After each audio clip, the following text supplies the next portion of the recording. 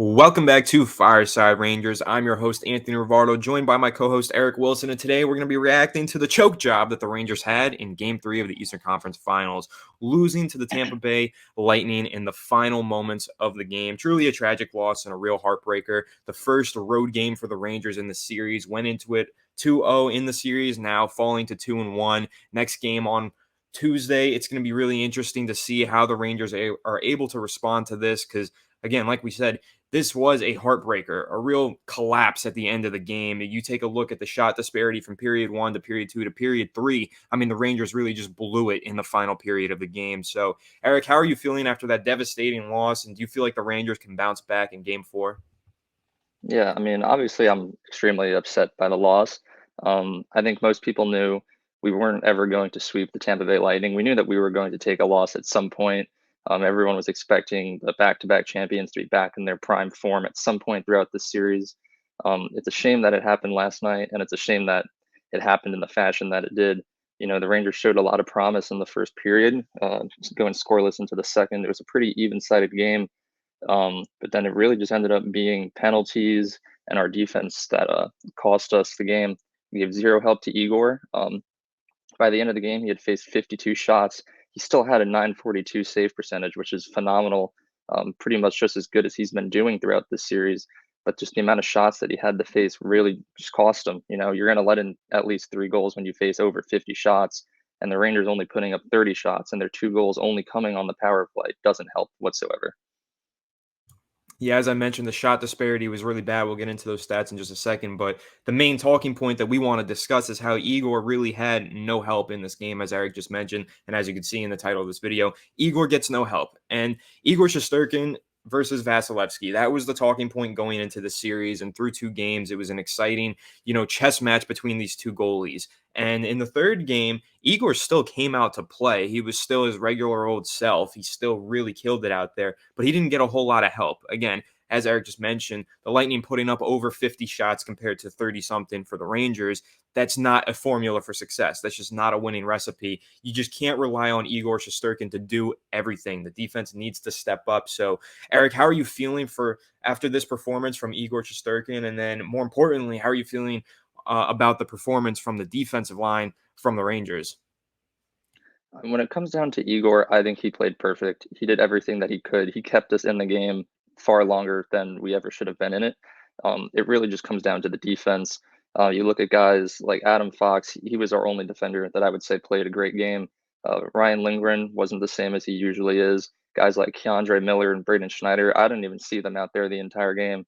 And then really just the worst one out there was Jacob Trouba. I hate to say it, you can't really blame an entire loss on one man, but if there was one person to blame, it would be him. We took 12 penalty minutes throughout the entire game, and half of them came from Trouba. Both Lightning goals before that last second goal came on power plays from penalties by Jacob Trouba. They were dumb high sticks and slashes that he should not have taken. And frankly, had we had not been shorthanded that many times throughout the game, I think we could have came out on top. But Trouba had to take these stupid penalties, and then there we were, tie game with 30 seconds left, where Tampa scored the first even strength goal of the game for the win. Yeah, Trouba's penalties were killer. He was called for 3 minors in the game. First one leading to a goal from Kucherov, and second one leading to a goal from Anthony Cirelli. So really costly stuff there. You go pretty much anywhere on the internet and you read a recap over this game. Everyone is talking about these 3 minors being what cost the Rangers the game. So this was a really tough one here. We're going to need a huge bounce back performance from Trouba in the next game. But another talking point that's come out of this game is Tampa bumping Igor Shesterkin throughout the game. Now, this has gotten the Rangers so furious and upset that they're going to go speak to officials about it. There was a quote from head coach Gerard Gallant where he said, quote, "It doesn't faze him being Igor Shesterkin. It phases me more than him. I don't like it. Hopefully, when we talk to the supervisor tomorrow, they'll take care of some of that because it wasn't right." And that's, of course, referring to, the bumping that Igor Shesterkin had to go throughout the game, the Lightning consistently running into him and trying to push him off the spot. So, Eric, what are your thoughts on that Lightning strategy? Because it was definitely deliberate to do that, to continue to bump Igor Shesterkin. How do you feel about that? And what do you think the Rangers should do other than speaking to the officials to counteract it? Yeah, I mean, I definitely saw there were multiple times throughout the game last night where Igor Shesterkin was bumped into, and that's like one of the number one rules of hockey is you don't touch the goaltenders. Um, as a player on the Rangers, when you see that happen, you have to go up and defend your goalie, as we did. There was a lot of fights going on in front of Igor throughout the game, so they did a very good job defending him. But it reached a point where it was so ridiculous. Like the third time that Igor got ran into, he put on a little acting show, flopped a little bit, just to really get that penalty for us, because that's what you get if a goaltender gets hit with a high stick or is run into, that's goalie interference, and that is a penalty. The Rangers should be on the power play. And there were a couple times where Igor got bumped into, and the refs weren't calling that penalty. So it was a bit ridiculous, which is why the Rangers are going to speak to the refs. But outside of that strategy of like retaliation, the only thing you can do is to just stay. What's the word? Like, don't overreact to it and don't try to retaliate by hitting Vasilevsky. Um, it's dirty what they're doing, and it'd be dirty for us to try and do the same thing to him. You have to bring the physicality out elsewhere. If you're gonna fight the other forwards and the defenders in like a real scrap. Don't go after Vasilevsky because that's a dirty way to play, and we don't want to be like them. Yeah, I completely agree. I don't think it would be right for the Rangers to stoop to the level of the Lightning. The Lightning are playing a little bit dirty, but as you just mentioned, Igor selling the flop, getting the calls, and really not being phased by it, as Gerard Gallant just mentioned. I mean, Igor Shesterkin truly being a rock and leader for the Rangers team. But I think another major talking point coming away from this game is 0-5v5 goals until the last 30 seconds. Everything was coming off of the power play until, of course, that final score by the Tampa Bay Lightning to give them the lead at the end. But 0-5 for 5 goals. And that was kind of a huge issue for the Rangers as well, only being able to score on the power play. Again, we'll talk about the shot disparity in a second, but the Rangers offensively were pretty stagnant and didn't get a whole lot going on. And one of the main culprits of this failure, I believe, is the kid line. Now, we've talked about how great the kid line has been all season, especially all postseason, and especially throughout the first 2 games of this series. But you take a look at this game, kid line, 0 points. That's going to be a major talking point. They kind of had their bad game of the series. Hopefully, this is all that they have. But the kid line really didn't show up to play in game 3. So, Eric, what are your thoughts on the kid line's performance, and what do they need to do differently to get the Rangers back on top? Yeah, I mean, just in general, 5v5 play was our biggest weakness throughout the entirety of the regular season. And that was a big part of the reason why people really doubted us heading into the playoffs, because we really only were successful on the power play. And that's why when the trade deadline came around, we picked up guys like Andrew Kopp and Tyler Mott to really add on to that 5v5 strength. And ever since then, we've been doing really good scoring goals outside of the power play and 4v4 play. But like last night, it looked like we kind of just reverted back to how we were during the regular season. The guys that we picked up for this very reason didn't show up. It put more pressure on the kid line and our fourth line, who really haven't been that spectacular 5v5 in general. The kid line was able to pick up a little heat throughout these playoffs, but you can't rely on them forever. As much as we love them, they are still the third line and they are still young. They can't be expected to carry this team every single game. At some point, everyone else has to show up too outside of the power play, and we just failed to do that last night. Yeah, absolutely. I mean, Zibanejad and Kreider, those are your stars, and they showed up on the power play. But outside of the power play, as we just mentioned, very stagnant offensively for the Rangers, and you just can't rely on the kid line all the time to be your spark plug. The veterans do need to step up offensively as well. And we'll discuss now the shot disparity that I mentioned a few times, taking a look at the stats here. Period 1, it was 15-12 shots in favor of Tampa Bay. Period 2, 18-12 in favor of Tampa Bay. And period 3, 19-6 in favor of Tampa Bay. So really in that third and final period is where the Rangers just faltered and kind of collapsed. Only got 6 shots up, or did basically nothing offensively, and of course conceded that goal in the final seconds of the game to Tampa Bay. And I think really the main takeaway here is just it got worse and worse every period for the Rangers. So I don't know exactly who you think to blame here, Eric, and maybe that's what you can kind of give insight on. Who do you blame for the Rangers just getting worse period by period offensively until finally only putting up 6 shots in the final third and final period?